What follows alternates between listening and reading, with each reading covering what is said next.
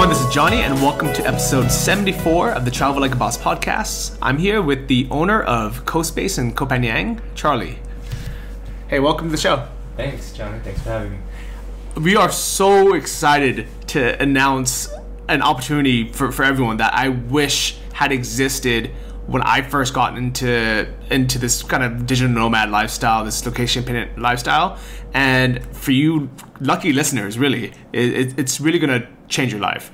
But first, tell me about KohSpace. Why did you start it? I think the reason we wanted to start KohSpace was, one, because we felt there was a need there. But secondly, I think on a personal note, I felt like I'm really excited what's happening with the whole online business. I'm excited about what I feel like it's like a paradigm shift, man. You know, this is something new and innovative. I think what people are doing, it's interesting. There's a lot of talented people out there traveling, and I just kind of wanted to be next to it. So that's cool. And so you were born in the U.S., was it? Yes, I'm born in California. Okay, but you part Thai?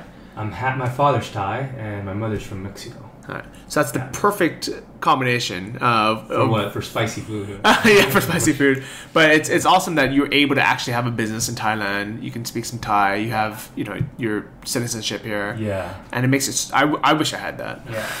I mean, I didn't grow up Thai, so I grew up in California, and actually a lot closer to the Mexican heritage of my upbringing, but. I always knew that I was Thai, and I always knew that I wanted to kind of explore that, So when I finally got here, I was already grown, in university and stuff, and I was like, oh man, is this what Thailand's about? I want to be here. I want to get here. So that's what I did. Right after uni, I just figured out how I was going to stay. What's crazy is my favorite childhood memory was I was I don't know, 12 or something, and I spent the summer in Taiwan, which some people confuse with Thailand, even though it's a different island, different country. But it was kind of a similar lifestyle. I was in the small farm town of my aunt's and uncle's house in Taiwan, and so much freedom. You could just walk everywhere. You could take your bicycle everywhere. Everything was easy, And I loved it. And I remember I was probably younger than 12 because I was kicking and crying and screaming because I did not want to leave. Yeah. For the first time in my life, I felt that freedom, and I was genuinely happy. Yeah. And I remember having a coconut, a fresh coconut off the tree, and it was so good. It was the most delicious thing ever. Yeah. And I remember when they cut it in half to eat the meat. Yeah. I had like one piece of the best thing I've ever had in my life. And the coconuts are it's a gamble. It's like a lottery ticket. Sometimes they're good, sometimes they're not good. Yeah. Mine didn't have any meat, but everyone else's did. So I had one bite of someone else's, and I said to my dad, like, can you get me one of those? Yeah. And he's like, no, don't bother, uncle. They sell these. Yeah. And I was like, oh, I really want it. Yeah. And he's like, no, don't bother them. Yeah. Went back to America, didn't have another coconut for like 10 years. Dreaming about that. Yeah, but now I have it every day. Yeah, for sure. Well, I think it's all the rage in the States right now, like coconut milk and the health benefits, because talk about the electrolytes. It's the natural electrolytes, so great healthy fat. It's super good for you. Yeah, super good for you. So yeah, I actually have them probably once a day as well. I love it. Down there, especially on the island, Koh Phangan and Koh Samui. That's what it's known for. I don't know if you know that. It's a big coconut farming industry there, so we have a lot of fresh coconuts. So for those who haven't been to Koh Phangan or don't know anything about it, it's on the east coast of Thailand. There's 3 islands there. It's Koh Tao, which is known for the scuba diving and kind of the backpacker scene. Yeah. And then there's also Koh Samui, which is more of a kind of an upscale market, more families. It has the airport, so it's probably the biggest of the islands, and there's just a lot more industry there. They just opened this last year a central shopping mall, so it's just huge shopping malls there, and they have they have a lot of things. It doesn't really resonate with me because I kind of like to be a little bit more, I don't know, off the beaten track. Not that Koh Phangan is off the beaten track anymore, but back when I first got there, 12 years ago or whatever it was, and it still has that about it. I mean, there's no McDonald's there. There's no we have a lot of 7-Elevens, but there's no there's no major branded hotels. Like there's no Holiday Inn or there's none of those things. So I think there's a tiny Holiday Inn, isn't there? Like it's no, there's a Best Western. Is that what it is? Best Okay. Western, yeah. But it's like a motel style. It's not a big resort or anything. No. I don't know if you know what a yao yak is. A yao yak is like these big giants that they'll be at like Thai temples. Okay. And a yao yak is meant to like protect. They're really ugly looking. They have fangs, but they're meant to protect the temple from like bad spirits or whatever. And when you talk about Kopangan, I guess full moon party. That's the thing everybody knows about Kopangan, and they either want to go there because of that, because it's sort of been a rite of passage, or they say, oh, I don't want to go to Kopangan because full moon party. And we get both of those things, but full moon has been sort of our yao yak. It's been our, it's kind of scared away like big developers and McDonald's maybe and all those people. So in a way, it's kind of been kind of good in a sort of a weird, strange kind of way. I never thought of it that way, but that's actually pretty cool to think of it like that.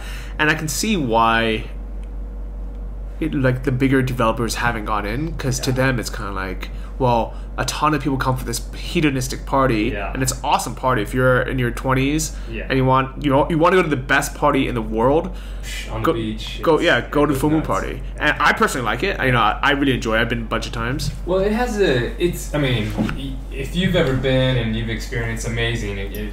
Like my first full moon party, like it was crazy. It was like we painted ourselves all up with tons of paint, and we went around and we did Congo lines.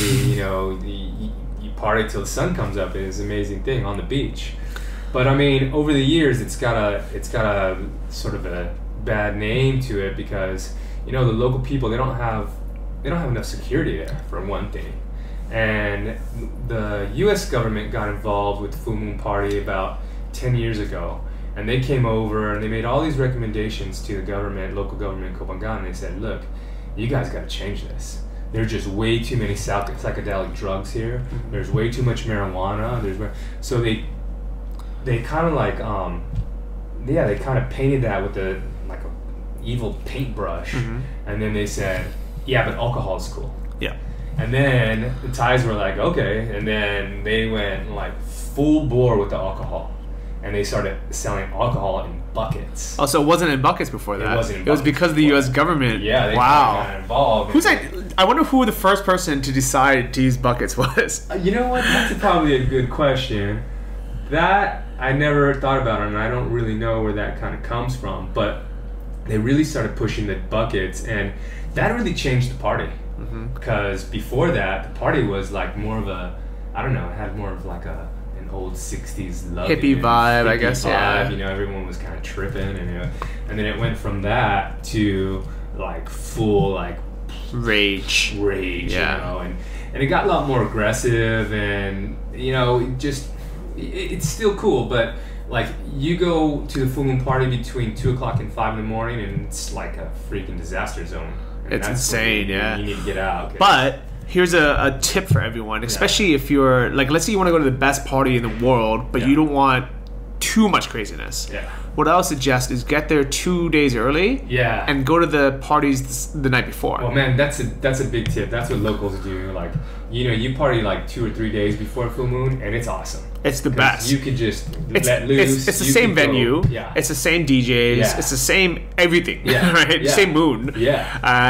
And just it's just not that many people. Just less people, and the people that are there they're not there just for a few hours for the party. Right. They're there. They're staying there. Because I think one of the reasons why the actual full moon is crazy and has gotten crazy over the years is the amount of people who just take the ferry over to party Samui, and they just rage, and then they just jump back out. And they're not even allowed to go back until 7 a.m. because that's when the next ferry leaves. So they are already planning to get as messed up as possible and stay up until 7 a.m. That's right. And they get wasted, man. But the parties, the 2 nights before, the people that are like, oh yeah, let's go there a few days early, let's stay on the island, let's go, let's explore the island a bit, let's go scuba diving, let's hang on the beach, and then at night, let's go out for a couple of drinks.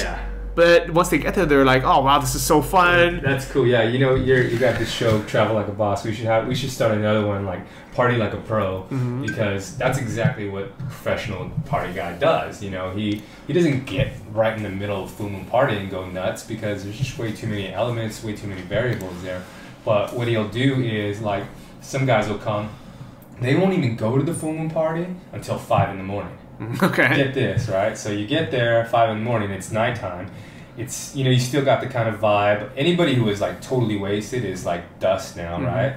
And then you get the sunrise, and the party goes on all to the next night. Yeah. So, you know, that's like, you know, like if you're into parties, that's kind of. I've actually done that once where I went to bed at like midnight on the full moon. I was like, all right, I'm just going to go for a little bit. I don't want to get too crazy. Because the nights before I went all night.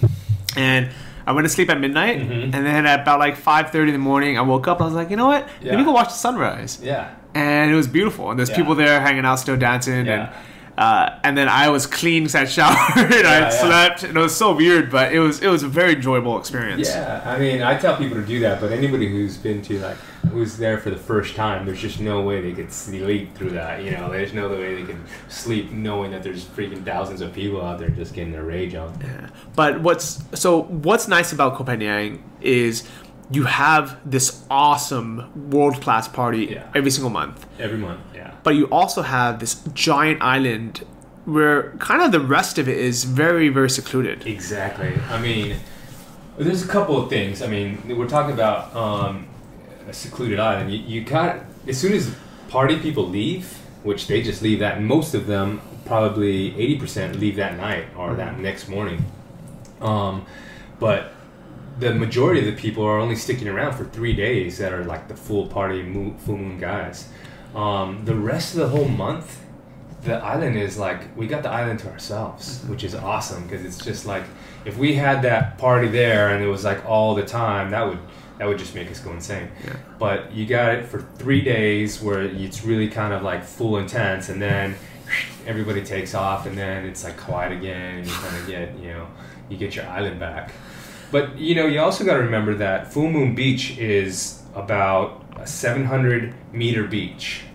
And that's where all the action is on that whole beach. But we have probably 30 beaches around the whole island. So, like, if you wanted to skip out on full moon, you just go, you know, to another side of the island, and you don't even feel it at all.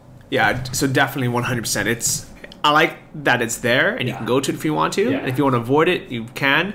And for most of the month, it's not there anyways.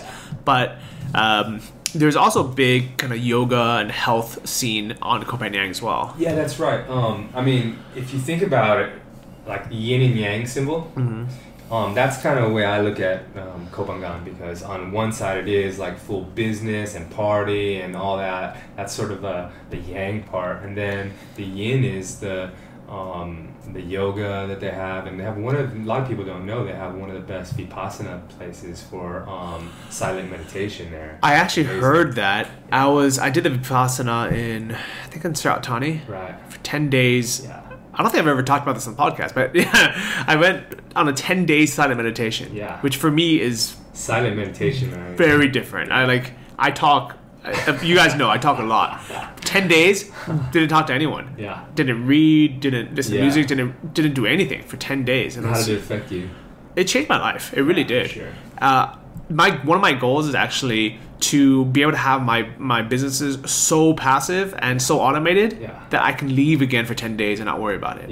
And that's when I think about it, it's like it's a big goal, because cool, man. Even though everything I do is semi-passive, if I leave for like 2 days and don't answer my email, people are like, gets wrecked. What happened? Where did you quit? What happened? What's going on? Yeah, so those were a nice 10 days, and the monk there, they actually recommended to do the one in Koh Phangan. Yeah, cool. I get that from so many people when I talk about vipassana and I talk about silent meditation. You know, I think what people do is they get to their root feeling. They get down to their, like, what their real goals are, what their real ambitions are, what they really want to do in their life. I think that's what mostly kind of comes out. I was just with the guys from Bangkok Float who have the deprivation. Oh, the sensory deprivation tanks. Yeah.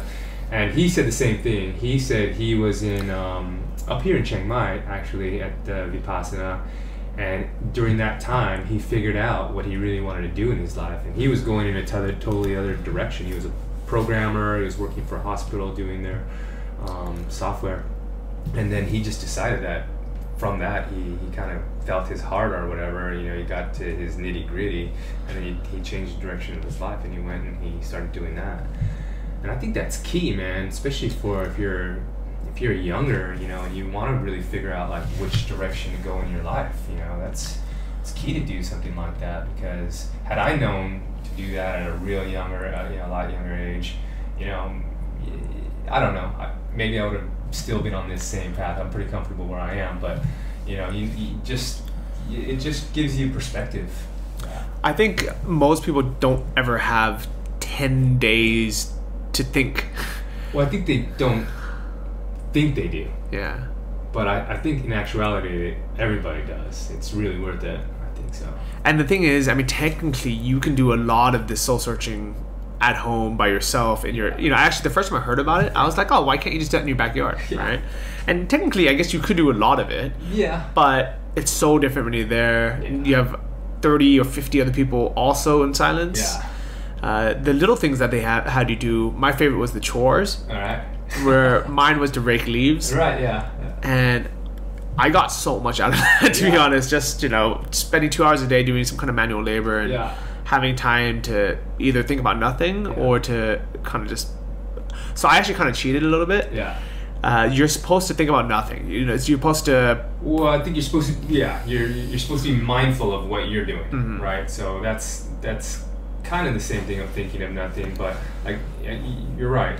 I guess I'm just explaining it in a way that whatever you're doing, you're just like fully engaged, fully aware of what you're doing. In your case, raking leaves, so you're just totally in the mindset. And I think when I was actually doing the chore, I was doing that. Yeah. But doing the sitting meditation, instead of just meditating and having a blank mind, right.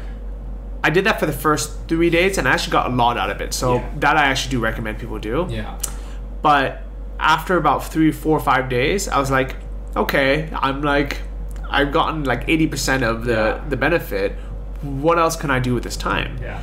And I had decided to try to figure out what happiness is and when I was the most happy. Yeah. So I asked, I tried to think back. When was the first moment I can remember where I was happy? Yeah. And then what was the second moment? Yeah. And what was the third? Yeah. And I ended up in those next 7 days playing back my entire life. Of just all the happy parts. Of just the happy parts. Oh, that's awesome.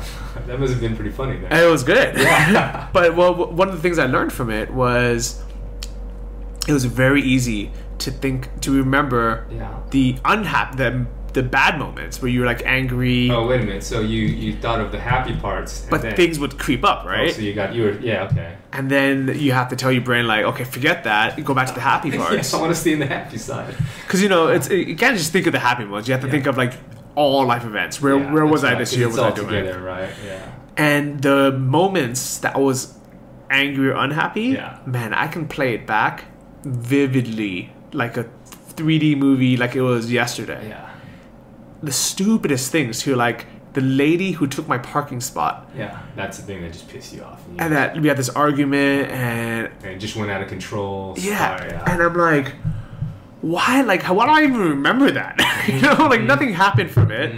I don't remember who she is. Yeah. Like, I got my spot, then she left. But why was I able to remember that so vividly when I could not think of, let's say, my birthday or the day my niece was born or like my graduation? Yeah. It's just something that stuck with you. I think that's one of the things that meditation has done for me is that, like, with the angry parts, for example, maybe something that could potentially spin out of control. Well, I'll just be like, you know what? This is not worth it. I'm just gonna chill right here. I'm just gonna relax, and whereas maybe when I was younger, I would be like, I'll take it to Octagon 10. You know, like, oh yeah, let's do this. You know, but now I just will back up and I'll just say, you know what, I'm gonna just see what happens if I do nothing. Yep. You know, I just chill on this. Then what's gonna happen? And 9 times out of 10, or even probably more like 98 times out of 100, it doesn't escalate. It doesn't go anywhere. And then it's just, it was not a big deal. It's a little blip. And then, you know, just kind of get on with the day. Yeah, so the meditation of Vipassana, 100% recommended. Yeah, me too. And if you guys actually want to start at home, I only used it once, so I can't make an earnest recommendation for it yet. But I downloaded an app called Calm. I saw that. Yeah, you sent it to me. I saw that. Yeah, and so far so good. I mean, it's a guided meditation. Sweet. And you know what? I mean, you know what? The worst meditation in the world is better than no meditation. So back to Kopangan, about meditation. So it's, like I said, it's kind of that yin and yang. Started with one of the kings, Rama the Fifth. Mm-hmm. He used to use Kopangan as his kind of getaway spot. So when he was stressed or whatever, he would go down to Kopangan. He would take his entourage down there, and he would just get into meditations and chill out and relax and find his inner self. You know, connect with the universe. You know, he would do that there. And there's a lot of pictures, so we're really proud, and that's kind of like one of the claim to fame down in Kopangan is that he's been down there a lot of times, and we have pictures, and his carvings are on the rocks, and you can go to those spots, and it's pretty nice. Yeah. So I'm a bit ashamed to say that I haven't explored that much of Kopangan. Yeah. Even though I've been there, I don't know, 5 times now. Well, you know, I know a lot of people like you, and the reason why is because you get sucked in maybe to the party, or you get sucked into that side of it, and then, you know, you give the party, and then the next day you're hungover or whatever, and you're just like, I'm not going to want to explore the island now, and then you just shove off. And I get a lot of people that have come there, they've been to Kopangan a number of times like you, but they haven't really checked the whole place out. And it's an amazing spot. 4th largest island on Thailand, and it's a pretty cool place. The couple places I have been, besides the party beach I had been, is I went to another bay that had the sanctuary. Right, that's had Tien. Beautiful, secluded bay. Right, really nice. And the sanctuary is like a kind of a yoga retreat. Yeah, it's probably one of the oldest and one of the most well-known spots for doing yoga. And they have a whole host of like schools workshops and stuff like that they do there. And the restaurant's really good. It's vegetarian, obviously, and they put out a good spread, and it's a pretty cool place. The other thing I did was I did some diving there. Okay. It was what's the famous dive site there?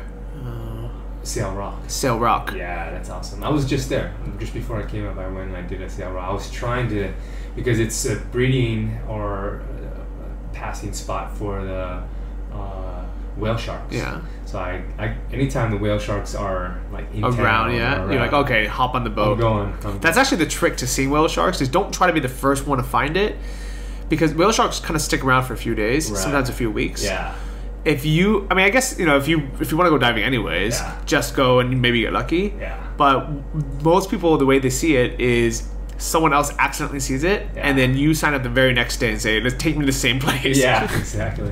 It's pretty cool though. Sail Rock. I mean, if you've never been there, that's a pretty awesome spot too. They have like this chimney and stuff that you can go through and come in and out of, and place is just amazing. And everybody thinks to go to Koh Tao for diving because Koh Tao is really well known for diving, but Koh Tao is getting kind of saturated these days. There's so many dive companies there, and Kopangan we don't have as many, and we go to the same spots, and one of the spots that we go to is Sail Rock, and it's world-class diving. Koh Tao is famous for beginners, I believe, because it's easy, it's cheap, there's tons of people everyone's doing it there. Yeah. And I would say the beginning diving, like if you're trying to do your certification, it's a little bit more difficult in Koh Phangan because there's not like these shallow, places for people to do the course. Right. And Sail Rock's a bit of a advanced dive site. Yeah, it's pretty advanced. So you can get your certification, but really Sail Rock is if you've already been certified and you want to do really cool wicked diving, then you go to Sail Rock. Yeah, you gotta feel comfortable in the water, but it's pretty deep there. I think it's probably one of the deepest dive sites for Koh Phangan. I think it's like 50 meters or something like that. So in some spots. Yeah. So So overall, I'm actually looking forward to going back to Koh Phangan. Yeah, cool. Because there's a lot to do. Yeah. There's a couple more Thai gyms as well. Yeah. And there's just a lot to the island that people don't really go to. Yeah, I mean, I think, one of my first business in Koh Phangan was I started the first tourist magazine with my buddy just out of our bungalow back in the day, and we were just kind of giving tips to people because at that time, and still now, there's a lot of tips that people need, just like Chiang Mai, and the tips start off with like how to stay out of the pitfalls of Koh Phangan. Like first of all, like the motorbikes. They'll give you a motorbike to anybody. Yeah. I mean, I don't care what your experience is, and there'll be girls. They'll be in their bikinis driving around, and you're just like, wait a minute, something's wrong with that. They don't have that much experience to be driving around in a bikini. I don't know who does, but but it happens like that. So we started things just giving up all the tips to people and saying this is how you should circumvent this back and forth. And I think that's still kind of needed. Yeah. Well, I think what's funny is the reason why girls will drive around on the motorcycle in a bikini, or guys will drive around just in a board shorts with no t-shirt and flip flops. Yeah. And to be honest, I've done that before as well. No lies, I know. I think it's because we see other people do it and we're like, oh, it's probably fine. Yeah. But if we would never do that back in the US. You wouldn't be allowed to, first of all. They would be against the law. You couldn't ride around with flip-flops. Yeah. And without a helmet. And, in some cases, like a guy he'll have a beer in his little pocket right there. And so, I mean, in that sense, there are some things that we kind of need still to kind of give some warning to, so that guys don't fall into the sort of traps of Koh Phangan. But I think overall, Koh Phangan is just as safe as the rest of Thailand, if not safer.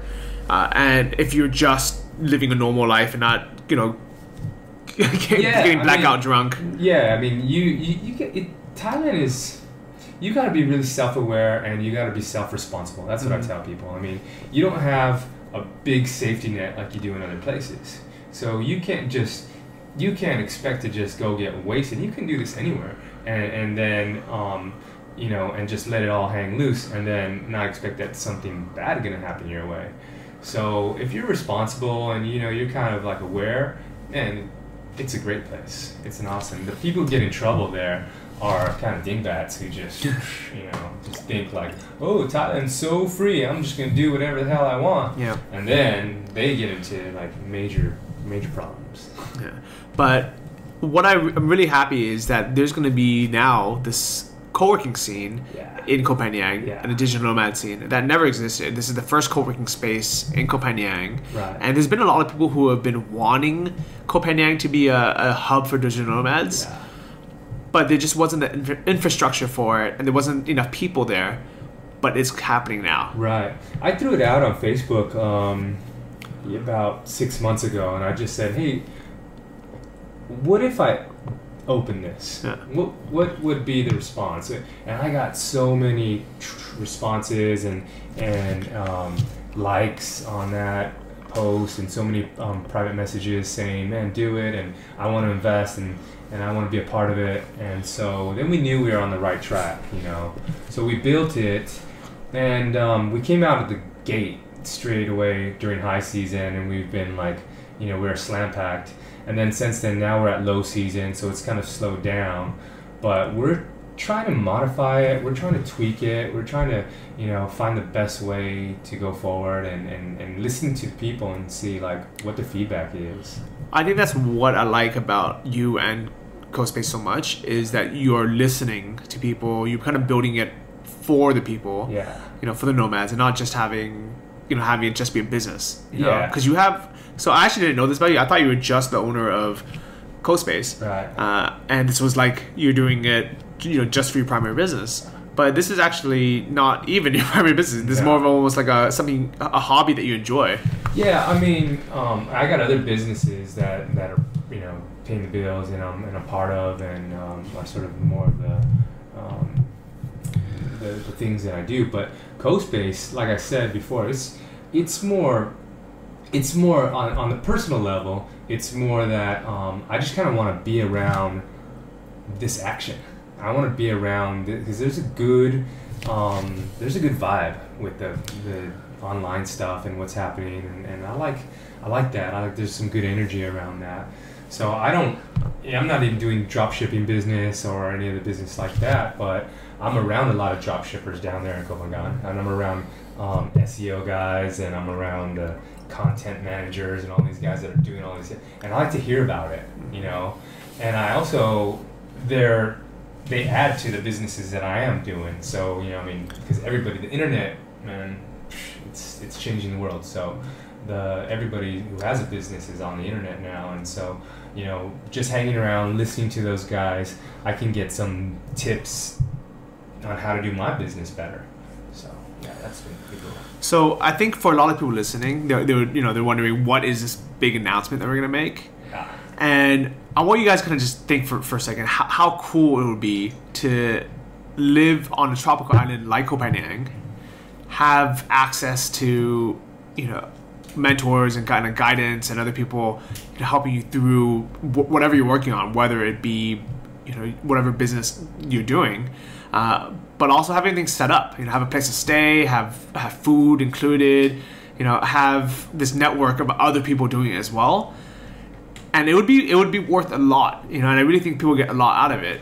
But when Charlie came to me just the other day and he said, "Hey, I have this idea, you know, I want to get 8 people to come and basically build Koh Phangan as a digital nomad hub." And here's the thing: is the deal that he's worked out is you can come, and he's gonna put you up in a hotel room, and you can have access to the co-working space and all these other things, and it's going to be free. Yeah, I mean, we're really excited about this. We think this is a game changer for Koh Phangan and for our KohSpace. But before we even get into that, I do want to give a little bit of props to the guys that are doing this stuff in the Philippines, the Tropical MBA guys and the DC guys over there, because they actually started this same thing. So I didn't really create this thing. I kind of just was looking at what they were doing, and we kind of modified it to make it more Koh Phangan and what Koh Phangan's all about. That's very cool that you give him a shout out. If you guys are interested in doing living in the Philippines on an island, you can check out the Bad Lads Resort, because they have a very similar program. Right.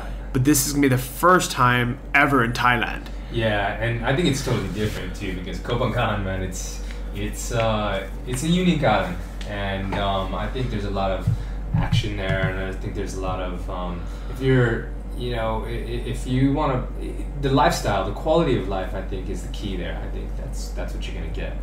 So here's the deal. After this podcast, if you guys are interested in coming out to Thailand, living on a tropical island, and basically just bootstrapping your business, Charlie is going to pick 8 people, which is a nice big group, I think, and it can be more later on. It might reopen, but I think in the beginning, a core group of 8 people would be fantastic.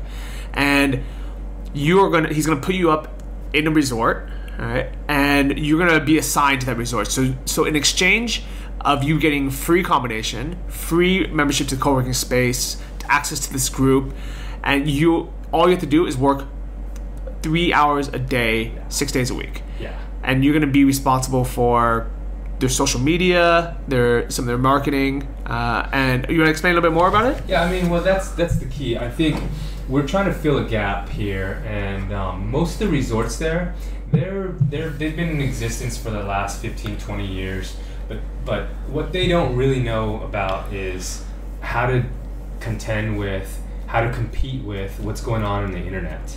You know, a lot of these resorts are not even really paying that much attention, or as much attention as they should be, to TripAdvisor, or go to all the reviews that they're getting as well. So I think what we're trying to do is fill that gap for those people and getting them in tune and getting them hip to like what's going on the internet, and then having somebody come in and be sort of a specialist. I mean, most digital nomads or people online know about those kind of things. If you're working online, you know about TripAdvisor, you know about Facebook, Instagram, Twitter. And a lot of these people, they don't know that. So it's just somebody kind of taking the lead and being that social media marketing person for the resort. I think that's super cool. Yeah. And your responsibilities as an intern is you're gonna basically compile a report, like kind of you're gonna go over on TripAdvisor, look at all the reviews, right. maybe on Agoda, Booking.com, kind of all the different places where people can leave a review. Right. And you're gonna compile this big report saying, what are people happy with, what are they not happy with, right. and then every month you're basically going to say, okay, are we kind of going in the right direction? Is it what can we do? Yeah, we've already built a report, so it's more of like a template that they're just going to be filling out and stuff. I mean, just sifting through sites and seeing what are people saying about the resort, and where's the need and where's the gaps, and what do we need to do to make the resort better. So other responsibilities would be being a social media manager, yeah. which is basically posting on Facebook, on Instagram. Yeah, I mean, that's going to be easy for most people to do. I mean, like, basically it's, making your friends jealous on Facebook, right? You go, you're taking pictures up on top of the hills or on these beautiful beaches, or just showing what the island's all about, because that's part of the thing, just showing that lifestyle, and then showing, another part of it is like showing the good aspects, mm-hmm. and showing the resort in its best face. Mm-hmm. And then it's also showing, like, once we give these recommendations to the resort, it's showing how they've improved and what things they've done to make the resort better. Yeah, definitely, because these resorts are giving you a free room, yeah. So you want to give back. You want your value there, and some of these resorts are pretty expensive. I mean, like if they were, yeah. I mean, we're not going right now. We're not gonna. I don't want to shade this in the wrong way. We're not going to go to the 5-star. I'm not putting anybody in a 5-star right mm-hmm. now. I'm going to see how this goes first. But in the first stages, you're going to be staying at a pretty nice resort. Mostly all the resorts have swimming pool. They're really good locations, close to the beach, walking distance to the beach, if not on the beach.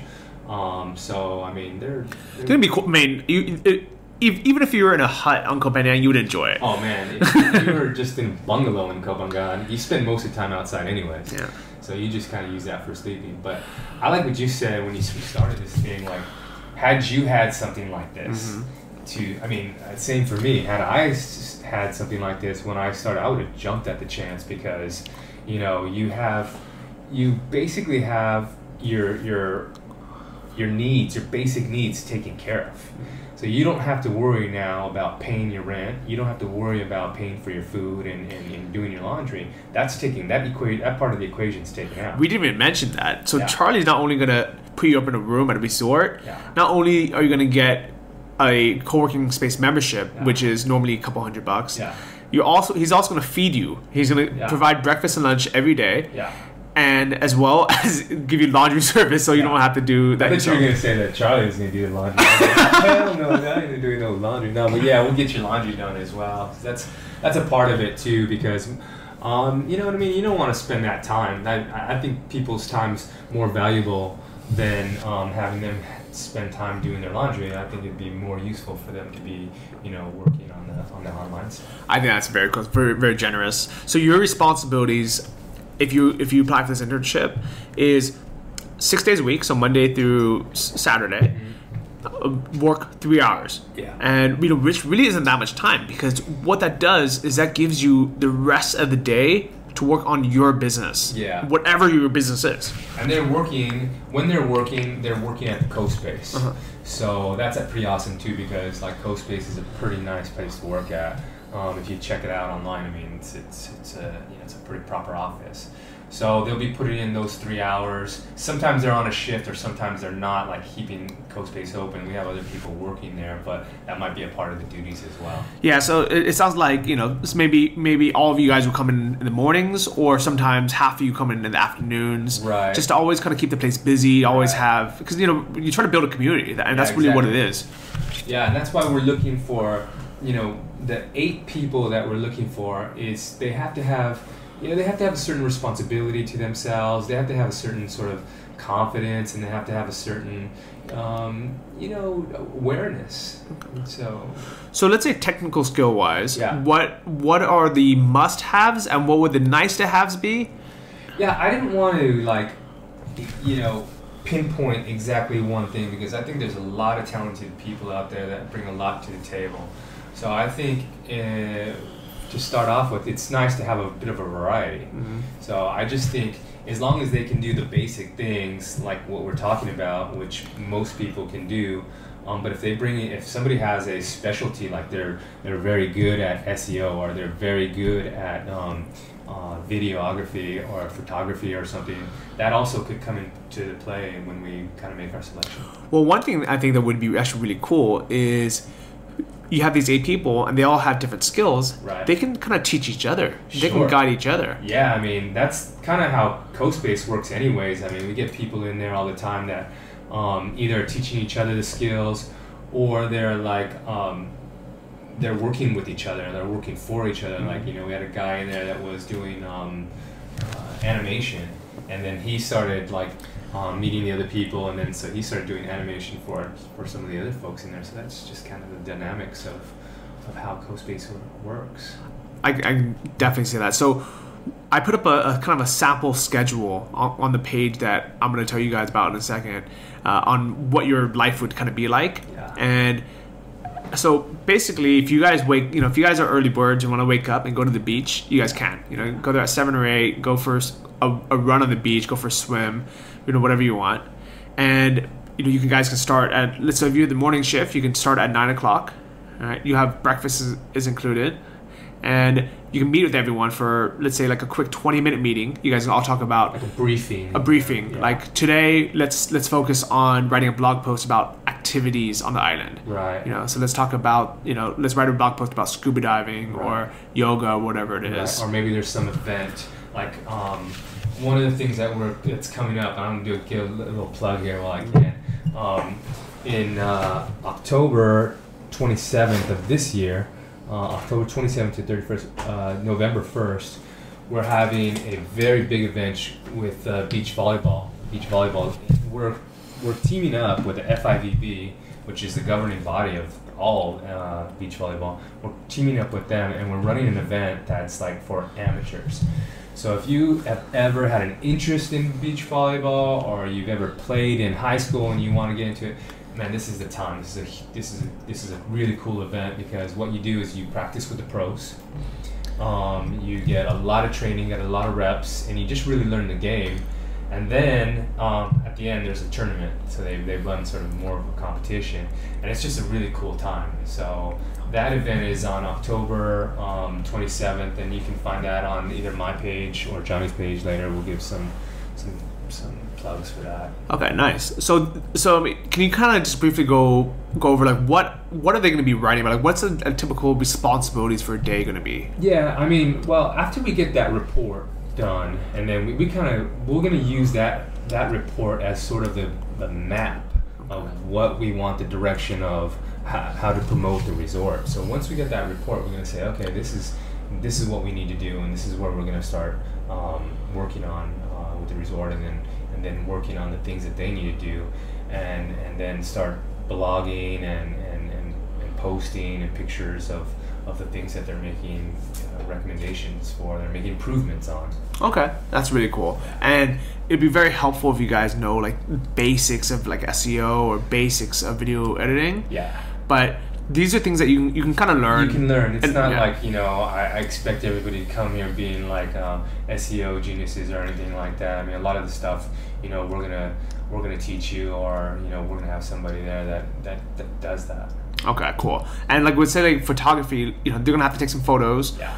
But they don't have, I mean, I'm sure it's nice if they have a professional camera. It's nice, but it's not warranted. I mean, nowadays with iPhones and smartphones and stuff, they're anything above a 3 megapixel is fine. So the pictures don't have to be professional. We do have professional cameras, so it might be that at times we go out to your resort and we snap some shots. But for the most part, no, we don't. That's not a requirement. What is a requirement is that you have a laptop. Yeah. Because that's kind of, we don't have laptops for everybody, and it's key that everybody works on their own. And I'm sure everyone listening to this has a laptop. If you don't, you can always get like a Chromebook or something. It'll work. Dude, I mean, this opportunity really sounds fantastic. I mean, it's almost like, it's basically saying, hey guys, do you want to come bootstrap your business, be connected with a bunch of entrepreneurs, live in paradise, in exchange for 3 hours of work a day, and then you have the rest of the day to work on your business, do whatever you want. You're fed. You have clean clothes. Yeah, and you know what? It's 3 hours of work, but it's 3 hours of work on stuff that's kind of related to what you're probably doing anyways, or skills that you probably need to know anyhow. So it's not like you're going in a total direction and we're making you like, do 3 hours of, manual labor in right. the coal mine. Yeah, I mean, I bet you everyone spends 3 hours on Facebook every day anyway, so you might as well be doing it for a resort. Sure. You kind of build that up as part of your portfolio. You'll be the official social media and marketing manager for that resort. Right, exactly. And we could even, give you recommendations afterwards. We can even be that for the people that I do that anyways. So some of the businesses that you can basically start in the afternoons when you're off. So you'll be done if you start work at 9 a.m. You'll be done by noon, and you'll have lunch and it's free, and you can network, hang out with people. So you have basically the whole afternoon. You could, if you have a drop shipping store, if you want to get into it, you can run a successful drop shipping store in the afternoons. If you have a blog, if you're into, if you want to write a book, really you could do whatever you want in the afternoons, because you're gonna have all this time. You're gonna have the co-working space. You're gonna have access to all these other people. And it's really like, to me, man, this is like I think you're really going to change a lot of people's lives with this. And this is why I instantly agreed to be involved. And I'm not going to be the one running it. I'm really just involved because I think this is a cool opportunity, and I think this is one of those things that I wish existed when I was around. So when you came to me, I was like, yeah. I'll happily promote it. I'll talk about it. And then I was like, oh yeah, you guys need a like an application form website. Yeah. And this morning I was so excited. I was like, you know what? Let me just do it. Let me just put it on my site. No, we're really excited. We're excited to be partnering up with you and the guys up here in Chiang Mai.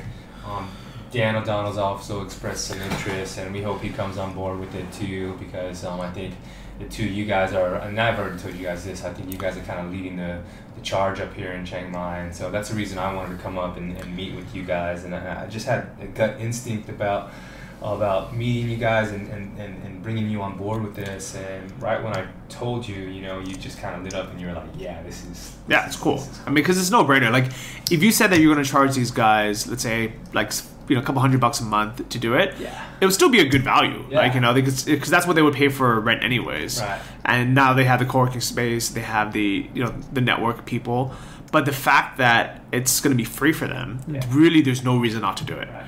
Well, I think it's a fair exchange. Mm-hmm. It's the first time we're doing it there, so there is going to be some kinks that we're going to need to work out, and I'm sure but I think if we pick the right 8 people, I think we're going to create a team down there, and I'm all about teamwork. I've been playing sports my whole life, and that's kind of what I'm looking for. I'm looking to do that. I have a pretty good manager. Her name's Lisa Sooth. She's also from California. And she's pretty excited about this, and she's ready to make it happen. So just let everyone know my involvement with it. I'm still based in Chiang Mai. It's kind of, I have a home here, and I really love it here. But I also really like traveling. I like going down to the islands and spending time. So what I'm gonna do is I'm gonna go down for 3 weeks or 4 weeks, like a month, and basically just hang out with everyone. So I'm gonna let you guys kind of get started, get settled in, and then I'm gonna go down as well, and I can lead the morning meetings and kind of the briefings and try to get everyone on page. And I'd be really excited to see what you guys are working on and kind of help you guys with that aspect of the business. Just because Chiang Mai is awesome to me, and the thing is, I really don't think that just the fact that a ton of people are going to go down to Koh Phangan doesn't mean it's going to take away from Chiang Mai. I really believe that the more people that go to Koh Phangan, the more people are going to go to Chiang Mai. Right. And we're saying that it's location independent, right? Yeah. So that's the I think that's where the whole thing that grabs me with the movement that's going on right now, this what I'm calling sort of a paradigm shift, is that it is, man. It's the first time in generations, or even more than that, where people can be nomadic. They can just live off of the things that they're doing online. Mm-hmm. That's like, man, that's revolutionary. I mean, not since the Indians were following the buffaloes could, they do that, and we're back to that stage yet. And I think that's the part that really excites me. That's the part that gets my like spirit kind of going, because, what turned me away from kind of living in the U.S., or at least gravitated me to living to Thailand rather, was that I didn't really feel free in the States, driving in traffic like that every day, and working at a job 9 to 5 that I wasn't really fired up about. That was kind of killing me. I felt like, man, I'm slowly kind of like my life is wasting. Mm-hmm. And I came to Thailand and I started like, I'm an entrepreneur. I started opening up these little businesses, and some of them worked and some of them didn't. But it was exciting. Mm-hmm. And that's the kind of thing that gets me kind of fired up, and that's what I kind of want to help share with people. And I want to give them tips. If I had these tips that when I started, it would have made a bit much. And the network. Yeah. And the place to be around like-minded people. Yeah.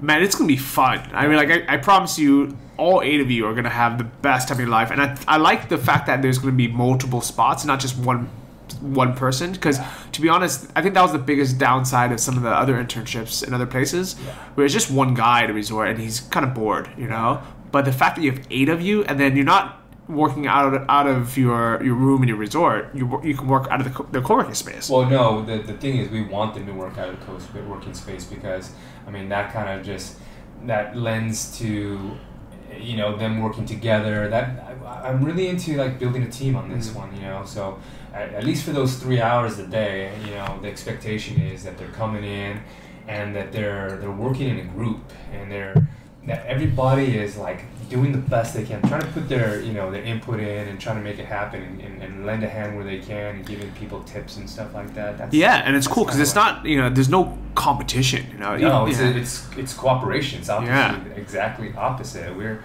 in cooperation.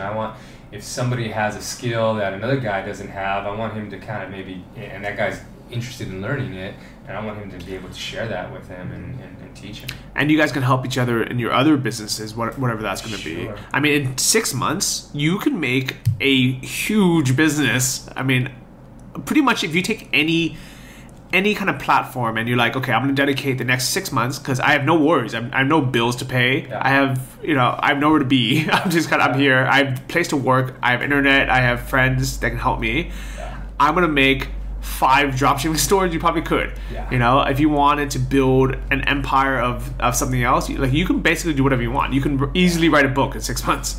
Yeah, I think the biggest challenge for most people coming on this thing is, again, going back to that thing, they need to be self-disciplined. Copenhagen's a very social place. Mm-hmm. You're going to meet so many people from around the world, mostly Europe. You get a lot of French, Italians, Germans. You get people from all over Australia and from all over the world, but you're going to meet all these really cool, interesting people. And I think the challenge is that you got to know that you got to work first, get your work out of the way, and then the rest of the time is, it's up to you. So for the people that want, let's say they're there and they're like, okay, I'm here, I want to go to the party. Yeah. I'm assuming they're allowed to go to the party. Oh yeah, for sure. I'm not gonna stop anybody from going to parties. Nothing. Everybody's got to be, their own self-responsibility again.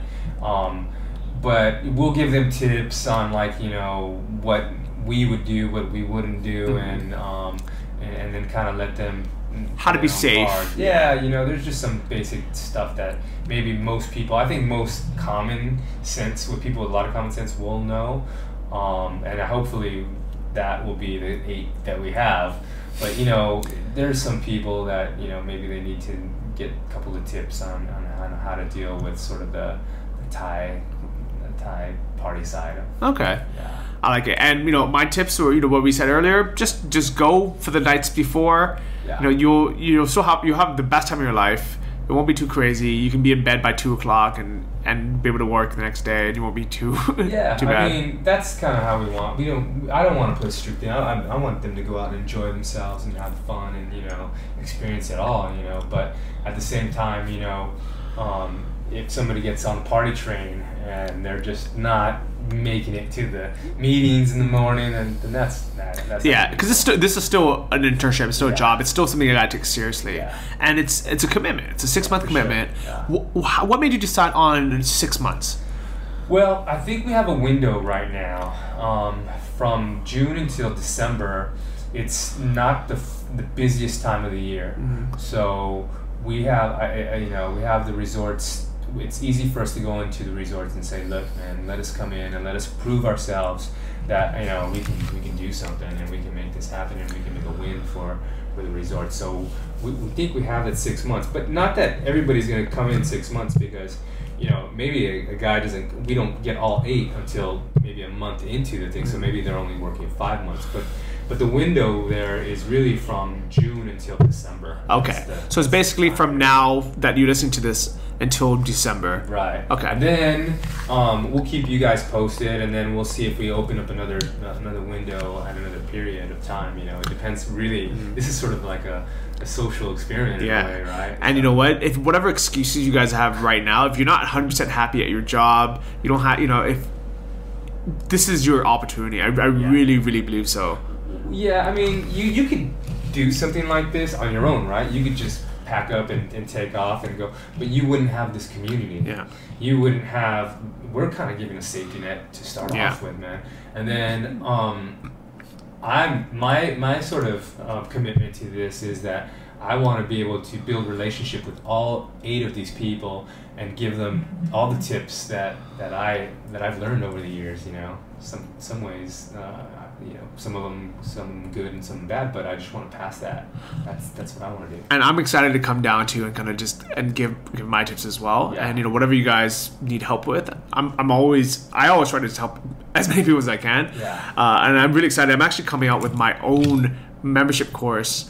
Where I'm going to teach the way I do affiliate marketing. Right. And the site is actually, I don't want to tell too many people about this yet, because it's like I'm quietly launching it. Yeah.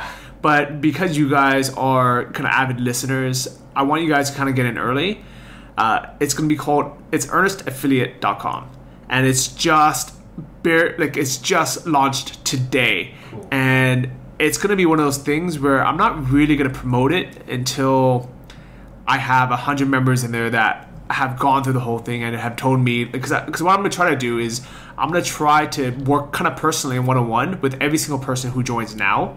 Cool. Mainly because these are people who are big fans and listeners and have followed my stuff and trust me. I want to make sure you guys are doing well. You guys can follow all the videos, and if there's any any places you guys get stuck, I can help you and say, okay, you know what? Let me make another video here. let me kind of tweak things around, and then I'm gonna do a big launch. But for now, if you guys are interested in that, it is live. So that's kind of my soft pitch to it.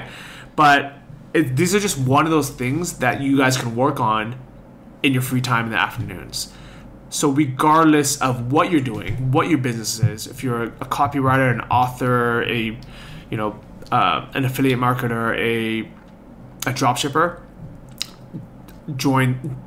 apply to that. I really, really believe so. So the application process is gonna be pretty easy, right? Yeah. They're just gonna submit a short video for the internship. Yeah, we're doing the same things that the guys that we're following their lead.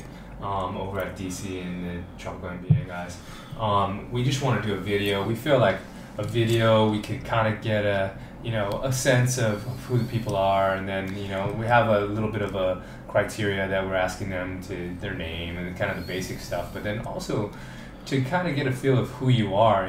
We just want to know what your passion is, what your interests are, what your skill set is, those kind of things as well.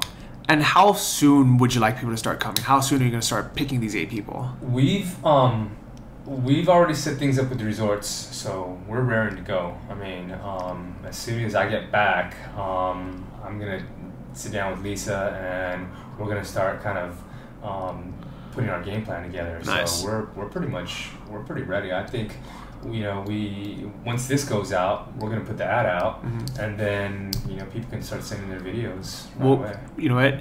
Get ready for a big flood, because I think people are really gonna jump on this opportunity. And you know what? There's always gonna be things to think about, like, oh, what am I doing in the next 6 months? Do I have this commitment? Yeah. Just put in the application first. Yeah. And you can figure it all out later, because I promise you this is really a chance of a lifetime. All the details to apply are going to be at travellikeabosspodcast.com, and then just click on internship. You can also do it at johnnyft.com, and then you can put a link up on KohSpace. We'll put a link up at KohSpace.com as well, so you'll be able to see it there. Awesome. So go through it. All the details are there. It is absolutely free. It is going to be a life changer. It's a beautiful island. I've been there multiple times, and this is going to be the kickstart. This is going to be your digital nomad incubator. This is your chance. If you guys, and this is going to be it. So for everybody who is subscribed to my mailing list, you guys already had access to this probably a few days ago. So you guys kind of get first dibs. So that's another reason why you guys should subscribe to my mailing list. And Charlie, man, thank you for this opportunity for everyone. Yeah. Thank you for putting this together. Yeah, man, cool. I'm happy that it's going out. Thank you for working with us and getting this out to your guys. And yeah, I hope we do something really great. All right, see you guys in Koh Phangan, hopefully. Thank you for listening to the Travel Like a Boss podcast. If you want to hear more, including the bonus How to Choose the Perfect Niche episode, join our mailing list at travellikeabosspodcast.com. See you next week, and remember, if you want to travel like a boss, you need to be your own boss. So start your online business today and start living the lifestyle you've always dreamed of.